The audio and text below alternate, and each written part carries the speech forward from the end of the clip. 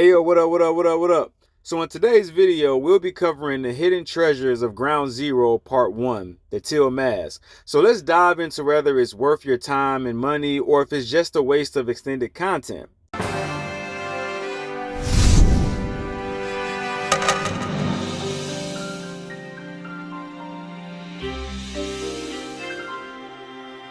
From the first moment that you set foot in Kitakami, you can see how beautiful it is. The environmental aesthetics mixed with the Pokemon of choice that they've chosen to be in Kitakami have colors that pop and a playful nature and behavior. All of these things just really make it feel like you're in a different region and area compared to Paldea. Now, I know in comparison that this map is a lot smaller than the map of Paldea, but when you really begin to get out there and explore, this is a pretty large map. It's going to take some time to really cover every corner of it, searching for every Pokemon that you're looking for. Like, for example, upon my exploration, I was able to find a Snorlax who was blocking the entrance of a cave. I love to see Pokemon doing Pokemon things. It's just like animals in nature. And this is one of those moments, or finding where he's slithering through the grass and then he coils up in his defensive or curious position. Like, things like that bring the game to life a little bit more for me. Now, the thing that stood out to me the most, apart from the extra detail and environmental aesthetics that were improved upon in this DLC, has to be the story.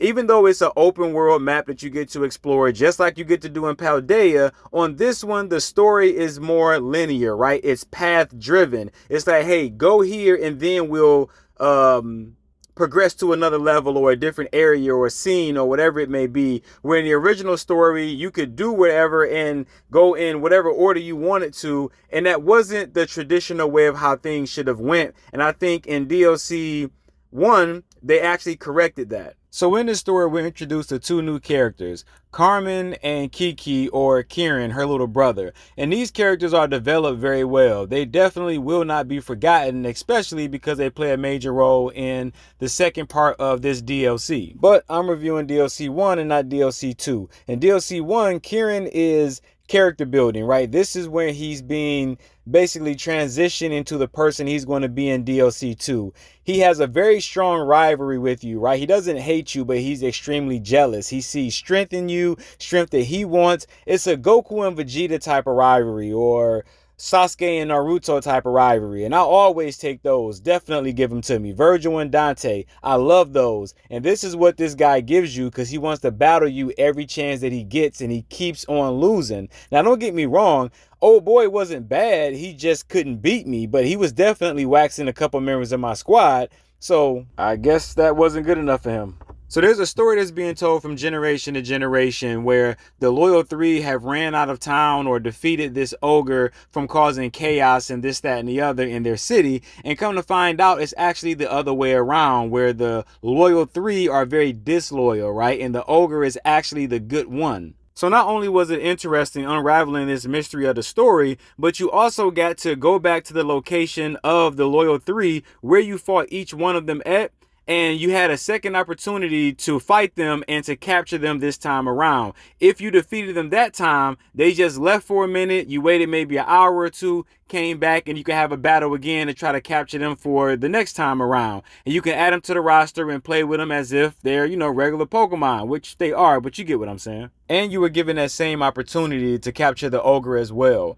This whole storyline of everything that was wrapped up and engulfed in it just adds so much value to the game, where you just could not go wrong with this. I like the little changes that they've made, especially when it came down to the Pokemart, right? So the Jenny there is now a Gen Z. As you're there healing your Pokemon and you're looking at her, she has her big hoop earrings on with her hair done up a specific way, covered by a baseball cap. And she's there on her cell phone the entire time she's supposed to be serving you. And she's not. And I just couldn't help but to notice that and laugh, because it was something that stood out to me. It's things like this that just, drive it home, man. Or Professor Jake. Once you progress so far in the story in Kitakami, he actually makes an appearance. You meet him in like the tall grass. You guys have a picnic. If you were a numbskull like me, or you're new to it and you didn't really do any Pokemons, he actually gives you your first Pokemon egg and tell you how to acquire more from your Pokemon. And that was something that I didn't know. Once again, my wife taught me that one as well by her completion of this area, and which led me to go and find out for myself. And I love the fact that they've returned a lot of old school Pokemon that I was introduced to during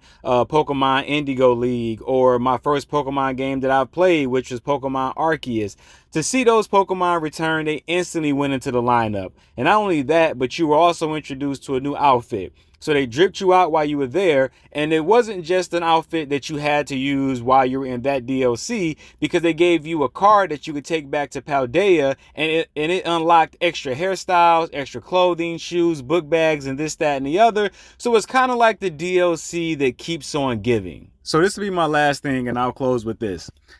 Even when you're done with the DLC, you're not done with it, because all of the DLCs and the main story are all intertwined with each other. How they were able to keep track of that and make it all respond very well to each other, I can't tell you, but I absolutely love it. So even if you 100% completed the time that you're there and you move on to the second DLC, there's a mission in the second DLC that's going to send you back to the first one to complete it at the end. And that will be the last one for your visit to Kitakami, unless you just want to go back for visitation purposes on your own. But it's just something that I have to be grateful for, because I played DLCs over the past few years, or however many it's been, and they've been very disappointing. This is one that stands the test of times. Now, I'm sure I could have added more into this review and everything that went along with it, but just giving you guys a general basic idea of what you're getting into, how pleasurable it was. You won't regret your purchase if you have not purchased it yet,